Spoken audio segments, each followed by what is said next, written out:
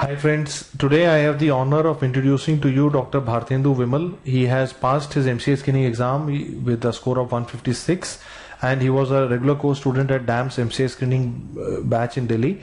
So Bhartendu, how are you feeling today? It feels great. I've really done this and this is what I was waiting for the last 1 year. And yeah, I feel amazing. Do you feel relieved? Sure. This is something that gives me the feeling that yes, I'm something. Now no one can question my abilities in India, and this is something like you get an authentication from the government agencies that yes, you are capable of handling a patient and intervening into any of these. Do you think it is important right now that, because I feel that, once you have done this exam, at least, that, when you come back and sometimes you don't pass the exam, so people look at you with doubt, and at least now you can tell with confidence that you've done it? Surely. This is my second time. Last time I attempted this exam and I came late. I came in late February and I joined DAMS. But even in preparation of 3 or 4 months, I could score 145. I was quite lenient. I was not very that much prepared for the exams, and DAMS really helped me to understand the concepts and really achieve that position in just 4 months. So what I believe is compared to the last exams, things have changed, and we have to actually feel that positivity always, because if we feel negative, we'll go into a cycle and we'll be always confused about where to go, where not to go. So we have to be very positive. I've seen many of my friends who have been in the cycle for 6 or 7 times, and that's really sad. A foreign graduate who is coming back and preparing for so many times, and he is feeling negative just because he's failing and he's not able to succeed. I also want to know, you brought up a very important point that when you gave the exam for the first time and you were not able to pass, so did that hit you with some negativity, or how did you handle that situation to prepare again? Well, it was my first thing, and I realized that I had my own mistakes to blame, because I was very casual, and I can actually tell you a story, and that's very true, that near my library, educator library, there used to be ice cream parlor. These guys, they used to live there. So there was a guy, ice cream guy, and he asked me one day, sir, most of the doctors here, they spend most of the time inside. You are coming out every time. What's wrong with you? What's going on? I was I don't know. I'm not feeling So I was more outside, and I was wasting a lot of time. So I should have actually used that time studying my notes, and that's why I could not. So when I failed first time, I realized what are my mistakes. And when you learn from mistakes, you start improving, and you start working on your errors, and you rectify them, and then you come up victorious. So if I may say that you were more serious in the second time? Sure. Much more focused on the notes, revision and all that? Yeah, that's why I'm here. Personally, in my own understanding, because I've seen the last year's paper, last June's paper, and this paper as well, I feel last June's paper was totally different, and my second, this preparation was based on that one. That's why my scores are not as good. So the last year's paper, when I came, I started understanding the concepts of physiology, path, and all these things. And the first paper in June, that was mostly one-liners. So when I went for the papers, I just performed an average. But those who were repeaters, they were able to really because all those things, they were very much on the tip, and they could perform better in the first half, and that's why they could really gain the edge. So it was very much a mixed, because I could only reach 145, and the performance was very high. But this time the pattern was totally different, and I thought it will be very much similar to the last time. So I focused more in the first half on one-liners, and the paper this year was very well managed. The things were standard, the questions were not straight one-liners. Let's say there was one question about a drug of choice of motion sickness, and people were expecting the expected options. They were not in the options. So the paper was very much tricky, and it was they were trying to test you whether you can handle a little difficult side of the question. So expecting them to come straight from the books like the side books that are sold in the market or something like that. That's like, I think, an old story. You should be more ready with your concepts and your understanding of the subject. If you know them, you can handle even a difficult side of the question paper, and you can even like perform better in a easy question paper as well. Do you think DAMS classes, making notes, understanding in the classes played an important role in that concept building? Surely, because the main thing is you might find like some of the questions might be like one-liners and easy peasy, but most of the questions are conceptual nowadays, and like MCI has really elevated a lot of its like the standard of questions. And if I look at my like last 4 or 5 months, I have actually tried to like spend more time with my notes and understanding what my teacher is teaching me, so that working on the notes has helped me perform rather than just like going on with one-liners and like selected questions. So I believe that like when you are with the good teachers, they tell you some general things, and finally what happens is you get them as a question. Like, for example, Anil Mishandani sir, he was teaching OBGY, and before coming to DAMS, OBGY was a really, really difficult subject for me. And at times he used to crack jokes about, like, let's say a pregnant lady came, and like just tricky situations, and he'll say, "What do you do now? What do you do now?" And those jokes were the questions, and we could answer just because we were attentive in the class and we were making notes. So that's a clinical scenario that the teacher is putting up in a joke. So if you are really attentive and you are trying to like memorize them and keep it as like a memory and understanding the whole concept, of course it will help you in real-time situation. Like clinical questions are very like easily asked in the second part. And I think that is what art of teaching is all about, to make sure that, to be able to lightly put across a concept, but to make sure that it stays with you for a long time. And that is what art of teaching is. And I personally believe, that is one of the reasons that I also wanted to point out in this interview to the future, aspirants who are listening to us. There are, so many resources available today for MCA screening, which are like one-man show. You will see one man teaching all the subjects and everything. So, kindly, make sure that you, avoid such resources, go for quality resources, make sure that you read each subject to the basic level instead of trying to solve everything. You will find that, people will claim so much and in the end deliver much less. Yeah, exactly. So I've seen like there are different resource books like written by different teachers in the market, but what happens is people think like they are like that's the only thing they do, and they'll be telling you like you just need to do this, you just need to do this, that's all you need to do, and you'll be able to pass it easily. But that doesn't work. Trust me, my friends. They try to just copy the old questions and something like that. But trust me, you can ask any of your friends whom you know. Repeat questions are very few, and they're not going to help you. The concepts are important. If you like really want to understand and like be a good doctor, because at the end of the day you'll be handling a real case, a real patient, and he will not be coming up with the MCQ and like drug of choice. So you need to be smart enough to guess what is the pathology, what is the probable diagnosis, and what are the investigation that you'll be proceeding with. So to understand all these things, I believe a real subject faculty is more important rather than a roundabout like a doctor like me. Just because I have passed FMG, or like someone who's a PG pass out, he teaching everything. I mean, he's not as good as individual teacher. Like when I came to DAMS and I had your class, 1 day radio, and trust me, that kind of simplicity that you gave to the subject, I was able to understand things. Like last June exam, there was a slide of midbrain, and most of my friends from other institutes and other like different people, they were marking like something else, poems and all that. So what I could recollect from a real teacher is something that is very like better than like just so-called teacher. I mean, roundabout subject knowledge rather than a perfection. I mean, that really has its own merits.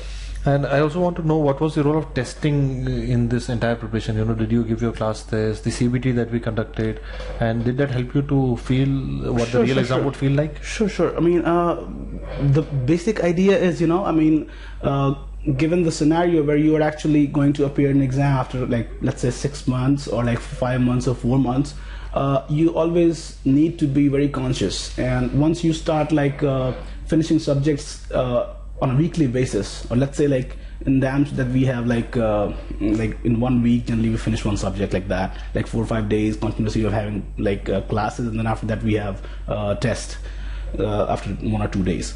So that really like it brings you in a situation where you are like trying to finish every day, going back home, revising whatever has been taught, and at the end of the week you are revising the whole thing and then giving a test. So actually you're testing whatever you're understanding, how far it is right and how far it is wrong. So getting this done every week, it helps you a lot in the long run. I mean, you get to like assess your situation, where you stand and what are the mistakes. Because let's say if you taught me something and I'm understanding wrong, I can actually find it by just taking any test that is given by you. And it is important to get to know this in the test itself, because otherwise you will make the mistake in the real exam. Exactly. So some students, they avoid giving tests, and when you avoid giving tests and you face the exam, in that exam you will make mistakes, and those mistakes, they become very very costly when you are at 149, 150.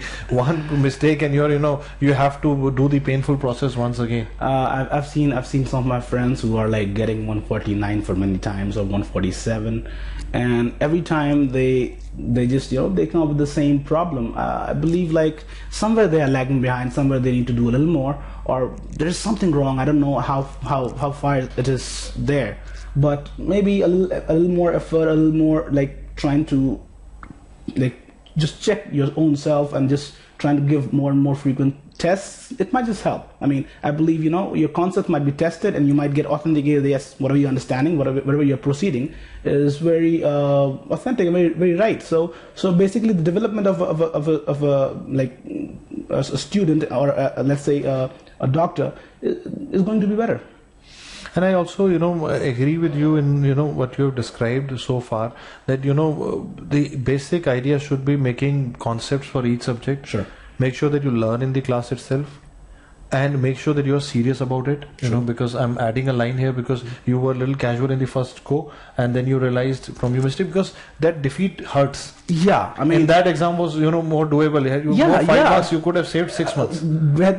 Trust me. I mean, that was many, like when I came back, and I mean, I think in that exam we had one of the best MCI screening results. 26%. You cannot match. This time we got only 10% results. And that has not happened in the recent past. True. I mean, so it's very important to be serious, and don't take it for granted that I will not be able to do this time, I'll do next time. The next time might be more tougher also. It's very important to understand. Second, the important thing that you have told us is that there are not much repeat questions in the paper. You have to apply your mind, you have to learn, you have to find out from the choices. Choices are tricky. So don't go after rote learning.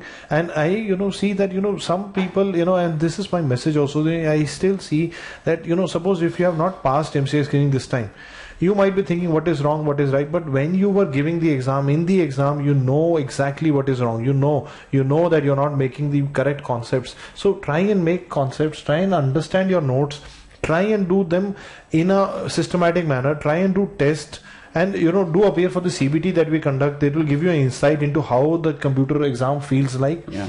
And those 1 or 2 marks become crucial to pass. Sure. I mean, personally, when I came here, I mean, what I believe, like many of the people who have actually passed or failed these exams before, they have made this exam like a tiger or something. I mean, it's a big thing. Like they just say, you know what, there are people who don't pass for years and they finally give up. They are the ones who don't have hope. Trust me, they've lost it. And if you are really confident about yourself, if you believe you are battle ready, you'll win this. You have to be a tank. Wherever you are, you have to just fight. I mean, if you have not studied, start studying now. Start studying now. I mean, you are the writer of your own fate. My brothers, remember this. Nobody's going to help you. I mean, when you meet good teachers like Sumer or anyone, I mean, whichever you believe in, they give you their own knowledge. I mean, how much you recollect, how much you retain within you, that remains with you to defend yourself in the examination. So you have to be really ready, and like you have to test yourself every now and then and try to have that with you, and that will be the only savior in the examination. If you just look at like over the years, the trends. I mean, personally speaking, my classmates, we were only in my batch. We had like 6 Indians. Six. Out of them right now. Which college? No, Harbin Medical University, sir. Okay. And right now, 5 of us have passed. The 6th one got like very close. He was just missed by a few marks. I believe next time we'll be doing it. So this is the positivity that we need to like send it back to the students, that it is possible, given the fact that you are in good hands and people who are like not making you memorize one-liners and all. The concepts will always help you. Trust me, my brothers. Just going by memorizing one line, they'll never remain with you. Trust me, very few will remain, and most of them will fly. So what you need to do is you have to be like really like concerned about your concepts, and they'll help you in real life as well, because it's not about like you're an engineer, you're a doctor, so you're going to save somebody's life. So you have to be very sincere with your subject, and you have to like focus on every detail and the concept, because just one small incision can help somebody. I mean, and definitely, I'd like to add here is that what he says is whatever you understand clearly will help you in the exam. Sure. Anything that you have just mugged up, it may not come in the exam, or even if it comes, you may not be able to recall it because the choices will be so confusing. If you're not understood it, you will get it wrong. Of course, that's what happens. I mean, those 2.5 hours, 2 sessions, they will really like make things difficult for you. So if you have the concept, you'll be sitting idle, you're just enjoying the whole session. But if you've just memorized and they're not in the questions, or if they are like a little bit like twisted, you'll feel like, oh my god, what happened? What did I study? What I studied, they're not asking. Like for example, this year, the mini questions, and they were a little twisted. The options were not as we were expecting, and things changed. People were thinking like they'll be as easy as they have been. They made it difficult. Like some of the questions were like, let's say they are writing in 1 line. Most of the questions they were 1 line, and then they come up with the 2nd line, 3rd line, and the question goes on. So they say, let's say a disease name, and then they say drug of choice is this, option like A, drug of choice is this. Then B, it says it mainly occurs here, or C, it says it doesn't occur here, something like that. And then the option that you tick is like A, B, C are correct. This never happened, I think, before. This is a new thing.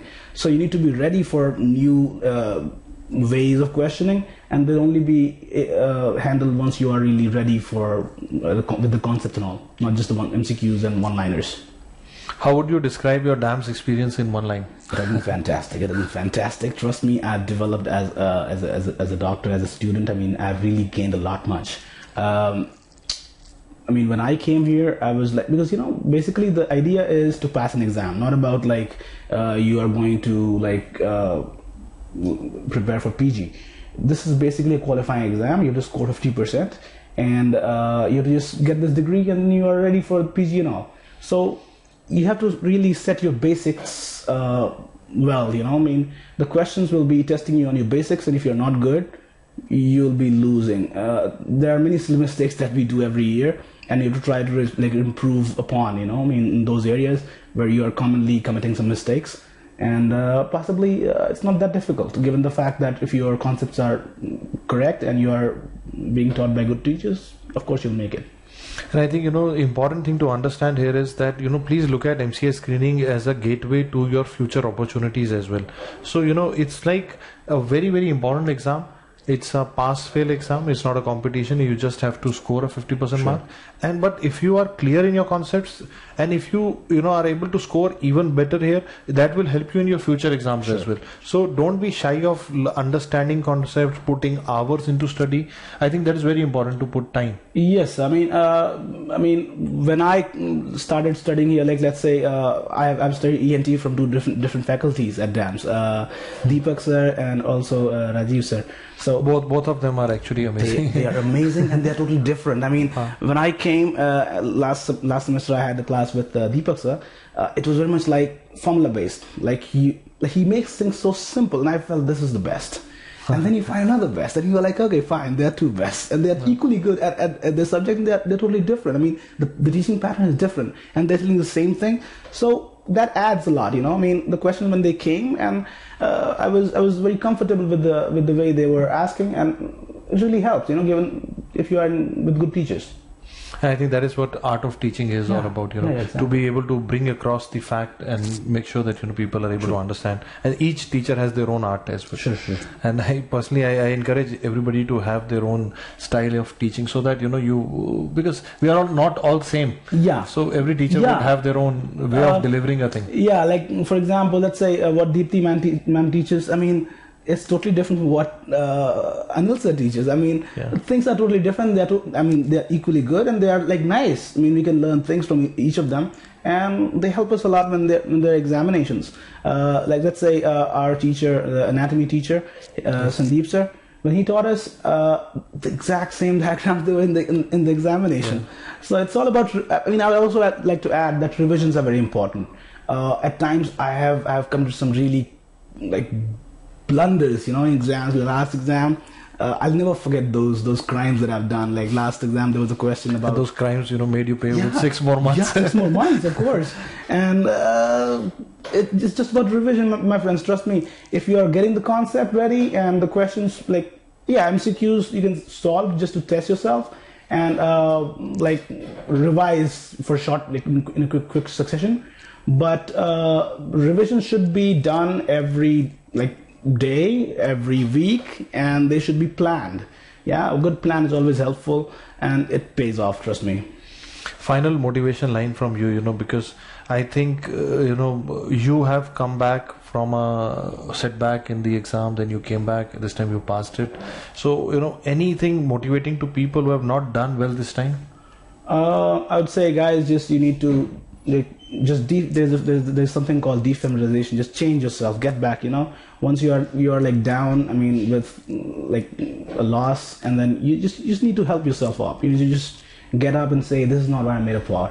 I mean, you're not here to be all sad all the day, and you need to change yourself. Maybe you can just go around, do something that you like. Just change it for a couple of days. Come back, replan, and find your mistakes where you have done wrong last time, and try to just do things, implement things, and don't feel negative about it. This is just an exam. I failed. I came back. I hit it harder. Even though this exam was totally different from what I expected. But what helped me was the concepts that I had studied. The first year, I had the first section, I had studied the concepts, and second time when I appeared, I was focusing on MCQs and one-liners, but they didn't appear. So what helped me was the first time's concepts. So you need to be very prepared for what you're doing, and you need to be very, very composed. So if you are going for if you lost it this time, doesn't matter. You've got another 6 months, and you tell people that your fate will not be written by fate itself. You'll write it. You'll make fate write what you want it to be. Yeah? It's not just luck. And definitely, and on this note, now I like to once again wish you all the best for your future. The entire DAMS family is proud of your achievement.